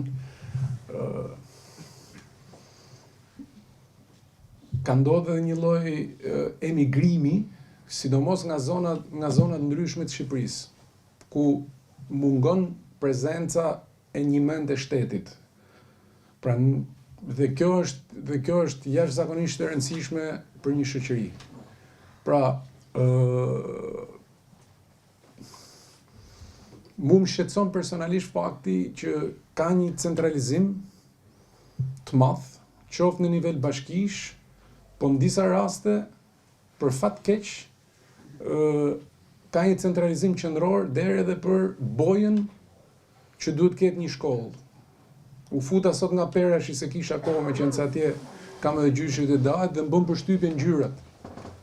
Dhe me thënë drejtën, mu duket shumë me parëndësishme, po s'm duket se kanë lidhje me shijen e Shkodrës. Dhe nuk më duket se është produkt i një konsultimi të komunitetit në Shkodër. Dikush mund të thojë që është gjëja më e parëndësishme, dikush mund të thojë ti sot je me kadife, duhet ishe me xhinca apo duhet ishe me stof, e di, po pikërisht se është kështu, është shumë e rëndësishme që komuniteti të paktën të ketë një zë në vendimarrje. Dikur më mend kur kam qenë Këshilli Bashkiak Tiranës, apo dukem nostalgjik, diskutoj buxheti, të paktën diskutoj në përgjithta njësitë bashkiake të Tiranës. 2. Lehet e ndërtimit. Unë mendoj që këtu kryetari i bashkisë, Bashkia e Shkodrës, këshilltarët, gjithë të zgjedhurit vendor, të emëruarit e qeverisë që përfaqësojnë qeverinë në Shkodër, jam i bindur që i din hallet shumë më mirë se kushdo në Tiranë. Dhe jam i bindur që janë si puna kur prek pulsin njeriu, domethënë sepse jetojnë për ditë këtu. Dhe edhe thelbi nëse do ta lidh edhe me procesin e integrimit evropian apo procesin e antarësimit është mbi bazën e parimit subsidiaritetit. Pra ti në qendër normon për gjithë Shqipërinë, pra përcakton një kuadër rregullash loje. Ti mund ta përcaktosh ku e diun që do që Shkodra dhe ky rajon të ketë një zhvillim të caktuar në këtë fushë. Po mënyrën se si do zbatohet kjo politikë duhet ta kenë të zgjedhurit vendor. Dhe zgjedhurit vendor gjithashtu duhet të jenë gjendje për me dhënë përgjigje para qytetarëve. Nëse nevojitet që Shkodra të marrë një dimension tjetër, nëse nevojitet që të ketë më shumë ngjyra, nëse nevojitet sepse mund të ketë më pak diell se pjesa tjetër ku e diun e rajonit dhe prandaj nevojitet ngjyrat më shumë, nuk e di. Nëse duhet të ketë ndërtime më të larta, nëse duhet të ketë zona më të mbrojtura etj. Pra gjitha këto janë në finale vendime që në gjykimin tim modest duhet t'i kenë të zgjedhurit vendor. Dhe të zgjedhurit vendor duhet të kenë kurajën për t'u ballafaqur me qytetarët nesër pas nesër mbi bazën e kësaj politike. Ndërsa politika e madhe shtetërore natyrisht që është një politikë që duhet vi nga kryeqyteti. Dhe kjo reforma administrative për mu nuk do të thot asgjë, a do jetë nga 60 ca bashki në 36 apo në 150. Për mu duhet mu respektu ky lloj raporti. Sepse unë jam i bindur që i zgjedhuri vendor e di shumë mirë në rast se në qytet ka më pak nxënës që regjistrohen apo ka më shumë nxënës që regjistrohen. Nëse në fshat ka më shumë apo më pak nxënës. Dhe cili është raporti harmonik me zonave ndryshme, mes qendrës dhe mes periferisë. Dhe i zgjedhuri vendor ka mundësi për me furnizu me informacion politikbërësin dhe vendimarrësin në krye të punëve të vendit. Dhe është shumë e rëndësishëm që më pas debati mu fokusu për këto tema. Dhe debati për mu kryesor që mund të kemi ne si shoqëri sot, në gjykimin tim është debati për arsimin. Ne kemi problem jashtëzakonisht të madh me këtë gjë. Ne kemi problem shumë të madh, kemi sfidë shumë të mëdha me atë që unë e kam thënë, ne kemi gjakderdhje njerëzore, duhet ta pranojmë. Edhe polakët ikën nga vendi i tyre. Po erdhi një moment ku u shënua piku dhe polakët, një pjesë e mirë e polakëve u rikthyn në vendin e tyre. Dhe ne është shumë kollaj kjo që bëjun me konstatu, kjo është pjesa konstatuese, është edhe më keq kur mohohet dhe kur bëhet sikur nuk ekziston si problem. Ekziston që ç'kem atë, se flet me biznese ekziston, flet me shkolla ekziston, flet me njerëz që punojnë në qeveri dhe në administratë dhe ndjejnë këtë gjë. Atëherë, ç'a duhet më bë? Cilat janë politikat parashikuese në 5, në 10, në 15, 20? Tjetra gjë është, si do t'i dallojmë qytetet tona? Shkodra ka mundësinë, sepse për shkak të mungesës së investimeve në të shkuarën, e ka mundësinë minimalisht mos me përsërit gabimet e bashkive tjera. Ka bashki që janë bërë për kartolina, kurse unë shpresoj dhe dua që Shkodra të bëhet për qytetarë, dhe të vazhdoj të jetë një qytet i jetueshëm, jo për kartolina. Është një pyetje në fund që ishte po Klodit. Pastaj Senati. Përshëndetje, sot është dita 36 eksaktësisht që japim vetëm pamje dhunet, pamje gjakut, pamje përplasjet të disa banorëve me polici. Njërin ka janë disa banorë që pretendojnë për prorën e tyre në rjollë, në krahun tjetër është një pronar që ka qenë pjesë e pushtetit, janë politikan aktual, është edhe një prej njerëzve më të fuqishëm në Shqipëri. Kjo është vetëm pasyra asaj çfarë ka ndodhur gjatë 30 viteve në vend, ku për shkak të pronës është derdhur gjak. Keni një koment për situatën në Rjollë dhe së dyti, a ka gabuar politika shqiptare me pronat dhe politikanët me mënyrën se si është vendosur ligji për prona, se si janë vendosur ndarja e pronave? Ke bën 1 milion euro pyetje. Është shumë kollaj, sinqerisht, është shumë kollaj me spekulu dhe më thonë që prona duhet me shku te i Zoti, është bë gabim shumë i madh, ka një kakofoni shumë të madhe. Të gjitha këto, domethënë, janë gjëra të cilat i dim dhe s'jam të thënë asgjë të mençme apo asgjë me mend. Është një nga pengesat kryesore, qoftë për sa i përket konflikteve sociale, që ne vazhdojmë të bëhemi dëshmitarë i tyre, qoftë edhe për sa i përket mungesës investimeve reale që ndihmojnë zona të caktuara dhe ndihmojnë ekonominë. Me të thënë drejtën, kam pas një shmëri ndaj Rjollit që i referohesh, qoftë edhe me jo vetëm me palët në thonjza ndërluftuese, po edhe me klerik zonës, dhe të më thënë, ekspozeja që merr apo piktura që merr është shumë e ndryshme, është me shumë ngjyra, nuk është bardhëzi se kush e ka drejt dhe kush e ka gabim. Po mendoj që edhe ngjarjet që po shohim ne në Rjollë apo ngjarjet që kemi pa në zona ndryshme të Shqipërisë, them që mund të ishin reduktuar si konflikte, në rast se ne do të vazhdonim me traditën e konsolidimit të pushtetit vendor dhe të elementeve që kanë bëjnë me decentralizimin e vendimarrjes, sepse vazhdoj të mendoj që më mirë se sa unë që në majtë të Bostonit apo në majtë Tiranës, apo më mirë se sa dikush në majtë institucioneve qendrore në Tiranë, do duhet ta dite institucionet përfaqësuese që ka zgjedh populli i Shkodrës.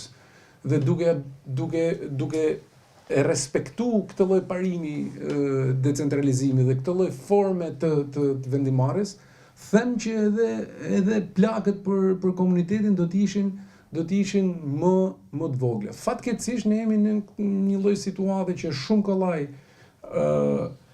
shumë kollaj me thënë që janë ata një grup familjesh, janë duke penguar një super investim e tjerë, siç është shumë kollaj me thënë ku bë ky bashkimule, se ky ka ngrënë edhe me këta edhe me ata, ky është me gjitha llojet e pushteteve të tjera, ndërkohë që ai është në punë vet në finale.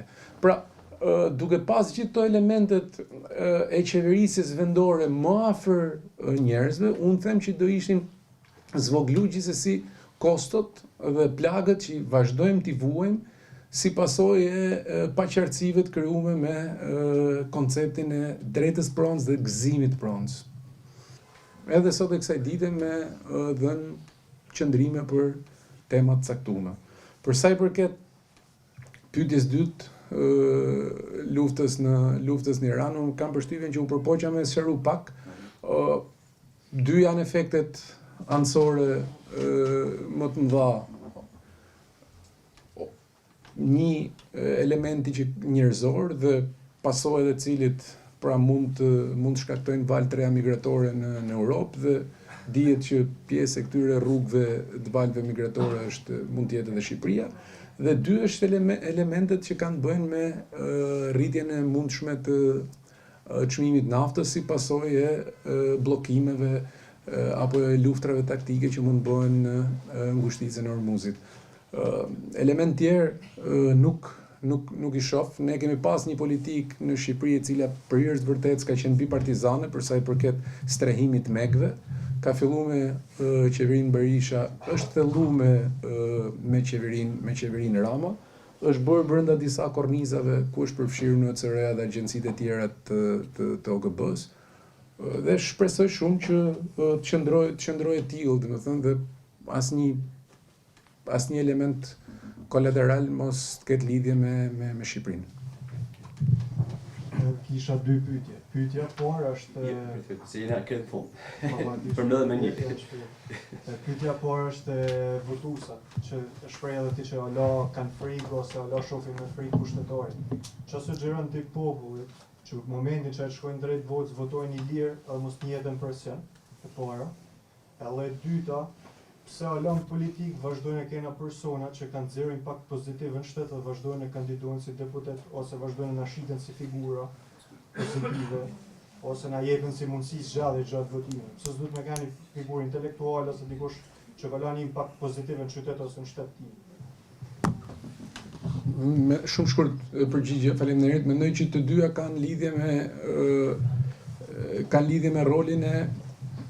me rolin e qytetarit dhe me aktivizmin politik dhe me aktivizmin publik po dush. Që për mu është shumë e rëndësishme është si puna e qarkullimit gjakut në vena. Ne nuk e kemi këtë gjë. Duhet ta pranoj këtë gjë duke përfshirë edhe veten time këtu. Dhe unë e bëj dallimin kur kam qenë deputet në opozit dhe deputet në pushtet. Pra, deputet në opozit dhe aktivizmin në opozit njerëzit kanë ëndra, natyrisht secili ka aspirata për karrierë, nuk diskutohet kjo gjë. Dhe politika bazohet dhe është nxitës kryesor ky interesi individual i njerëzve, por shumë e rëndësishme që me triumfu interesi përbashkët, pra për çfarë është një parti politike, për çfarë mblidhen i grup njerëzish bashkë. Sepse para po të shohësh në perëndim për 60 sekonda një ri sot që është aktiv për shkak në jetën politike, di me ta thënë që pse është liberal. Di me ta thënë pse është social-demokrat, di me ta thënë pse është centrist, di me ta thënë pse është kristian-demokrat, di me ta thënë pse është konservator. Sepse për të ka rëndësi 3 gjëra, më shumë se 3 gjëra tjera që ka rëndësi për një njerëz që ka pikpamje tjetër politike. Kurse e keqja është që kur vjen pushtet, njerëzit më shumë e lidhin këtë gjë, pra të gjithë s'bën përjashtim, nuk po flasim këtu me situatat përveçme, përgjithsisht priren nga loja e pushtetit dhe nga interesi për atë që unë e kam quajtur shoqëria shtet. Pra, koncepti që duhet ta kemi vend punë në shtet apo duhet ta shoh avenirin përmes shtetit. Kjo është një gjë. Pse e pranova unë me shumë kënaqësi ardhjen këtu dhe pse unë vlerësoj ekipin këtu, Marianin dhe Qendrën Arka, sepse ne kemi nevojë shumë për debate. Kemi shumë nevojë për debate, dhe kemi nevojë për debate edhe që ndukje sikur s'kan lidhje me ne. Për shembull, flasim për gjithë ato situatë dramatike që kalojnë Gaza. Edhe të vite keq të shifshe banaqe televizive që ndaheshin në një situatë pro-Izrael apo pro-Palestinë, pro-hebraik apo pro-musliman. Edhe nuk kishte asnjë lloj debati apo asnjë lloj reflektimi për terrorizmin, për krimet e luftës, për vujtjet njerëzore, edhe nuk kishte asnjë lloj shprehje ndjeshmërie njerëzore për këto element. Apo për ta çuar edhe në një lexim historik për të shkuar me kontributin e shqiptarëve gjatë luftës së dytë botërore e kështu me radhë. Po kështu kishim një lloj politike kameleonike që hajtë se po bëhemi mirë kësaj radhe me Izraelin, meqense Izraeli është edhe më afër Amerikës kësaj radhe, dhe nuk kishim asnjë artikulim të interesit kombëtar. Dhe ndoshta mund kemi qenë nga shoqëritë e rralla në Europë dhe në botën demokratike, që në universitetet tona nuk kishte asnjë proteste dhe asnjë shpërthimi për çka po ndodhte në Gaza. Kam shku para 3 vjetësh, ishim një panel në Universitetin Panteon të Athens, ishim 4 ish ministrat jashtëm se bënim promovim një libri të përbashkët, dhe ja thot rektori, ja thot, shiko, thot, studentët mund na bëjnë një protestë, ishte një amfiteatër i madh me 300 student, profesor, diplomatë etj etj. Edhe unë të më thënë, ne kemi harru nocionin e protestës në Shqipëri, përveç protestave politike. Edhe unë thash, nuk do ketë protestë, bëjnë çfarë duan. Edhe po për çfarë protestojnë, i them? Do protestojnë ta për Gazën. Nuk ishte fillu kjo, ende kjo ofensiva e madhe. Dhe këto flasim për dhjetor 2023, sa kishte fillu. U futëm grupi studentëve, ne ishim akollare. Dy ishin zonja, njëra deputete, rektoria, ish ministri Krate, unë, ish ministri Maqedonisë Greku. Burrat ishin akollare. Edhe fillun ata, ju jeni zionist, ju jeni kështu, jeni ashtu, e lanja një orë, domethënë sallën në paralizë totale. Unë i them rektorës, pse nuk thret policin? Jo për mi rraf, po për mi largu. Se më thënë, kjo edhe në universitetet tona edhe nuk futet dot policia edhe. Që nga koha juntës. Që nga koha juntës ta nuk futet dot policia në universitetet tona. Ku është i shkruar? Jo, tha, është pa shkruar, tha, po është rregull, tha, që nëse futet polici tha në një institucion arsimor, tha, s'ka më universitet. Pra, durum ne aty në sallë, ndetëm, një pjesë e sallës iku, nuk ndetën ja 300 vet, po gjysma e sallës vazhdoi edhe aktivitetin për promovimin e librit dhe debatit që kishim ne. Dhe ti i nga aktivitetet thu, po si ka mundësi, dhe më thënë që kanë kaq ndjeshmëri për Gazën. Ndërkohë, shumica atyre studentëve që protestonin, lidhnin atë çfarë po ndodhte në Gaza me situatën e tyre, për mirë apo për keq. E lidhnin me vendin e tyre, për mirë apo për keq, kjo është temë tjetër. Çfarë na ndodh ne?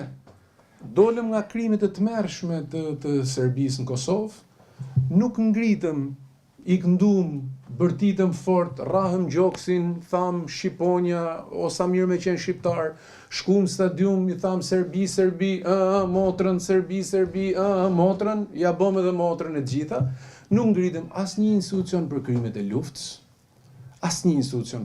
luftës, nuk e dokumentuam në asnjë kancelari ndërkombëtare se çka kishte ndodhur dhe çka ka ndodhur. Nuk ju kthyem asnjëherë memorjes kolektive për ta marrë gjallë memorien kolektive me çka kishte ndodhur atje, pa lut fare rolin e viktimës, po thjesht për me dokumentu gjërat që kanë ndodhur. Edhe atë pak gjë që është bërë atje ka bërë qendra për studime humanitare e një serbe. Domethënë për çka ka ndodhur atje. Dhe tani gjendemi përballë një situate në Hag, ku duket që historia do kthehet kokë mbrapsh dhe ka i gar. Liria ka emër me ato bluzat, bëhen ato mitingjet, bëhen ato diskutimet patriotike, edhe në fakt asgjë nuk stivohet as për memorien tonë si popull dhe as për kauzat tona në raport me tjerët. Pa dash për të thënë që ne duhet jemi hakmarrës, po thjesht për ta dokumentuar se çfarë ka ndodhur. Dhe dhash Zoti që nuk dënohen ata njerëz atje, sidomos për ata akuzë që kanë, dhe në fund vendosen shenja barazie mes agresorit dhe viktimës. Dhe ti s'ke asnjë lloj loje dhe asnjë lloj aktivizmi dhe asnjë lloj pune në këtë proces. Kjo është gjëja për mua që ne duhet ta korrigjojmë. Domethënë ne kemi nevojë dramatike për ta korrigjuar këtë gjë. Krahas folklorit e këtyre këngëve, ço ti e hajde ti e bjeri ti, domethënë që janë gjithashtu të rëndësishme sepse njeriu ka nevojë edhe për këtë element. Po, kjo është gjë shumë e rëndësishme. Shkojmë Këshill të Evropës, marrë fjalim, i themi idiot prokurorit, shkojmë Këshill Sigurimit, i themi ambasadorit rus, i tregojmë vendin e tjerë, dhe kur vjen puna, bëhemi më katolik se papa, dhe kur vjen puna ne nuk kemi asnjë lloj strategjie mbrapa dhe asnjë lloj procesi për ta kthyer këtë në një strategji kombëtare. Dhe në momentin që ne do fillojmë ta masim punën e secilit prej nesh mbi këto parametra, ta garantoj që s'ka për të ardhur dot nevoja për të bërë pyetjen që pse njerëz cilët i kanë konsumuar gjitha mundësitë që kanë pas për t'i konsumuar, tentojnë prapë, sepse do krijohet një regjim tjetër epistemik që bazohet tek dija, që bazohet tek fakti, që bazohet tek llogaridhënia, që personi apo personat s'kan për të guxuar për ta bërë këtë gjë.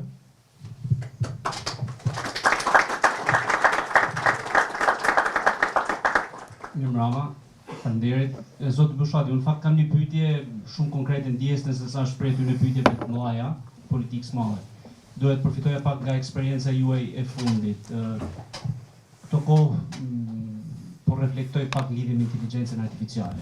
Edhe besoj se është akoma më rëndësishme dhe se lufta në Iran. Nëse ju fal asaj që po bëni aktualisht edhe përfshirjes në Universitetin e Harvardit, keni ndonjë sugjerim për ne për të rit në mënyrën se si duhet t'i qasen, cilat janë studimet që ato duhet t'ju orientohen? Dhe cili është mendimi juaj në lidhje me këtë gjë? Se vere që është bëhet çdo herë më tepër e pranishme, ma shkastu edhe nga një deklaratë të fundit e Elon Musk që brenda 3 viteve do zëvendësojnë disa miq që janë mjek, do zëvendësojnë mjekun. E di se është shumë spekulative, por besoj ka diçka të vërtetë aty. Domethënë, cili është mendimi juaj, çfarë mund t'ju thoni sot këtyre trive që janë këtu të pranishëm lidhje me këtë aspekt? Faleminderit. E para nga eksperienca në Amerikë, do t'ju them që universitetet kanë një qasje kritike ndaj inteligjencës artificiale. Jo ndaj inteligjencës artificiale në përgjithësi, po ndaj pasojave që ka të bëjë me dembelosjen e njeriut. Pra, në sensin që edhe ka një luftë madhe dhe vetë brenda universitetit dhe një disiplinë për ta kontrolluar automatizimin e studentit. Pra që për të mos lejuar që studenti i drejtohet inteligjencës artificiale apo ChatGPT-s apo programeve të ndryshme për të dhënë përgjigje për ese, për shkrim esesh apo për të dhënë përgjigje për tema të ndryshme. Pra, ajo që më ka bërë përshtypje është që ndërkohë që një pjesë e shoqërisë e merr për lehtësi, një pjesë tjetër e shef me sy kritik. Deri tani ne kemi eksperimentuar me grumbullimin e dhënave dhe grumbullimin e fakteve të botës siç është. Pra me ato që quhen large language models. Dhe këtu është një nga rolet që ka luajtur është edhe roli i Mira Muratit. Mua më është dhënë rasti me taku Donald Lekën, cilin e kam pas edhe të ftuar në podcast, shqiptar, nuk flet shqip, po me origjinë shqiptare, i lindur në Amerikë, dhe ai punon për një projekt shumë interesant, është vetëm JP Morgan Chase, që është një nga bankat më të mëdha në Amerikë, i ka akorduar rreth $100 milion, pra kanë ngriti fond shumë të madh mbi inteligjencën projektuese. Është shumë interesant, pra mbi inteligjencën projektuese që lexon edhe shqisat, që bën një ndërthurje mes territorit, shqisave, fakteve për të bërë edhe projektime, jo vetëm për kompanitë e mëdha për investimet që ato bëjnë, po edhe për geopolitik po të dush. Dhe kam pyet Donaldin mes tjerave sepse kam shumë kuriozitet për këtë gjë, se realisht zhvillimet janë shumë të vrullshme dhe kam thënë cilat nga profesionet mund dalin jashtë lojës, më thënë se është gjithmonë frika, ke Google Translate, ke Diplo, ke lloj nga këto programet që shef që i pjesë, ose shkruan një email në anglisht, fillon dhe vetë programi të sugjeron se ç'a duhet shkruash dhe ti përton ta shkruash deri në fund edhe thjesht klikon dhe mbaron punë. Dhe ai thotë që jemi shumë larg, thotë faktit që inteligjenca artificiale të zëvendësojë automatikisht profesionet apo grup profesionesh, por thotë sfida më e madhe për brezin e ri sidomos dhe për tregun e punës është që me qenë multidisiplinar, pra me qenë ndërsektorial. Është mirë thotë me qenë i zoti dhe me pas eksperiencë një fush, po jo 100% aty, me pas të koordinume edhe me sektor tjerë që ku ti ke njëri më pak dhe që mund t'jesh gjithmonë më i vlefshëm për sfidat e tregut punës. Çkado që të bëhet, gjithë bin dakord me një gjë, se këtu ka pas qenë edhe debati kur lindi diella, që asgjë nuk e zëvendëson dot gjykimin njerëzor. Pra, inteligjenca artificiale, sfida është që si ta përdorim në funksionin tonë dhe si ta përdorim në funksion të gjenerimit të një vendimarrje sa më racionale dhe sa më dobishme, por jo si një mjet që na e lehtëson gjithçka. Pra, është shumë e vërtet, kam folur për shumë jurist në Amerikë, është shumë e vërtet që me këtë program, me inteligjencën artificiale, ti mundesh një vendim të gjykatës supreme amerikane, ti thush, më bëj një përmbledhje të këtij vendimi, ku synon ky vendim. Dhe s'ke nevojë ndoshta të lexosh 200 faqe të vendimit, pra të arsyetimit të gjykatës lartë amerikane për shembull për punën e tarifave, po themi, sepse programi përmes inteligjencës artificiale ta përmbledh në 5 faqe apo në 3 faqe apo në 2 faqe, pra është si me thënë një memo ekzekutive. Por për avokatin që do të shkojë në gjyq apo për praktikuesin që do ta përdorin në seanca të ndryshme apo në procese ndryshme, i duhet gjithsesi të shkojë tek aspekti burimor. Pra vlera burimore është e pazëvendësueshme, citimi i dur, kuptimi i dur, sidomos në fushën e së drejtës ku edhe një presje, edhe i pikpyetje, edhe i pikpresje ka i vlerë të madhe dhe sidomos në botën anglosaksone që orientohet për nga precedenti. Për ta përmbledh do të thoja shumë e rëndësishme, po unë nuk i druhem shumë inteligjencës artificiale, them që ne duhet marrim dhe të përqafojmë mirat e saj, unë i druhem artificializmit të jetës. Pra kur unë dal me ti me shoqe dhe me 2 fëmijë, ne 3 me përjashtim ti me shoqes jemi te telefoni. Do të thënë, puna është artificializimi i jetës dhe teknologjia ne po na sjell gjithnjë më shumë drejt artificializimit të jetës. Dhe për gjithë të rinj do t'i rekomandoj një libër që është Brezi i Ankthit, që është i përkthyer edhe në shqip. Dhe është shumë i ngjashëm pak a shumë në sfidat që paraqet me atë filmin që bëri buj vjet edhe në Netflix për vrasjen e adoleshentit për shkak ndikimit të teknologjisë, s'po më vjen emri i filmit tani, adoleshenca, bravo. Pra, kjo është thelbi për mua.